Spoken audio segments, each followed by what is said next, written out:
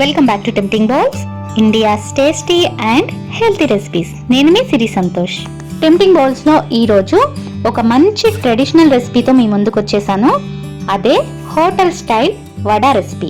మనకి హోటల్ స్టైల్లోలా పైన క్రిస్పీగా లోపల స్పాంజీగా రావడానికి కొన్ని చిట్కాలు చెప్పబోతున్నాను. సో ఈ వీడియోని ఎక్కడా స్కిప్ చేయకుండా చివరి వరకు చూడండి. అలాగే ఛానల్ని కొత్తగా విజిట్ చేస్తున్న వారు సబ్స్క్రైబ్ చేసుకొని బెల్ ఐకాన్ని యాక్టివేట్ చేసుకోండి. మరి ఈ హోటల్ స్టైల్ వడా రెసిపీ ఎలా చేయాలో చూసేద్దామా? ఇక్కడ నేను 2 కప్పుల మినపప్పును తీసుకున్నాను. నీళ్లు పోసి ఒకసారి బాగా కడిగి ఒక 4 గంటలు నానబెట్టండి.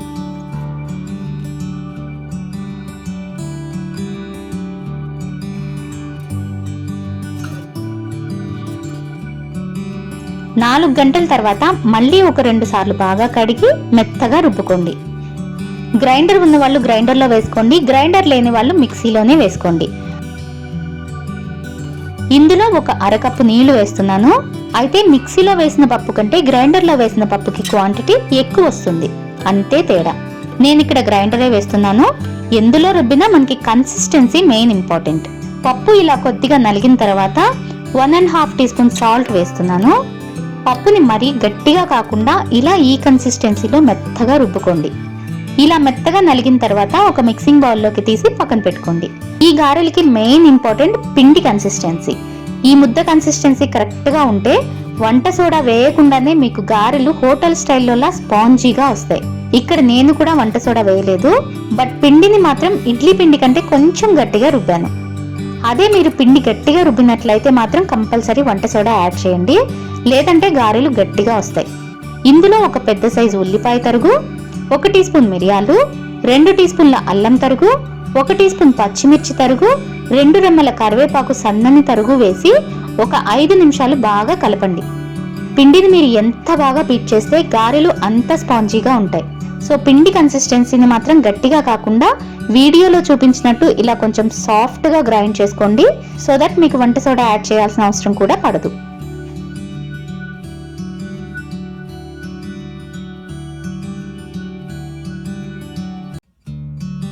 ఇప్పుడు పక్కన ఒక బౌల్తో నీళ్లు పెట్టుకొని ఫస్ట్ చేతిని తడి చేసుకొని మీకు ఏ సైజులో కావాలంటే ఆ సైజులో తీసుకోండి పిండిని. నేను ఇక్కడ హోటల్ స్టైల్ చూపిస్తున్నాను కాబట్టి కొద్దిగా పెద్ద సైజు వడలు వేస్తున్నాను. దీన్ని ఒక పాల కవర్ పైన ఫ్లాట్గా ఒత్తి మధ్యలో ఇలా హోల్ చేయండి. వెంటనే దీన్ని హై హీటెడ్ ఆయిల్లో వేసేయండి. వడని వేసే ప్రతిసారి చేతిని నీళ్లతో తడుపుకోవాలి అండ్ కవర్ని కూడా వాటర్తో తడపాలి. అప్పుడే మీకు గారెలు షేప్స్ సరిగా వస్తాయి. వీటిని హై ఫ్లేమ్లోనే వేయించుకోండి. లో ఫ్లేమ్లో వేయించిన గారెలు ఆయిల్ ఎక్కువ పీల్చేస్తాయి. అలాగని ఆయిల్ మరీ ఎక్కువ హీట్ అయిపోకూడదు. సో ఒక బ్యాచ్ తీసేసిన తర్వాత ఒకసారి ఫ్లేమ్ని సిమ్మర్లో పెట్టుకొని నెక్స్ట్ బ్యాచ్ వేసిన తర్వాత మళ్ళీ హై ఫ్లేమ్లోకి మార్చుకుంటూ ఉండండి. అప్పుడు ఆయిల్ కరెక్ట్ హీట్లో ఉంటుంది. ఇలా 2 వైపులా చక్కటి గోల్డెన్ కలర్ రాగానే తీసి టిష్యూ పైన వేసుకోండి.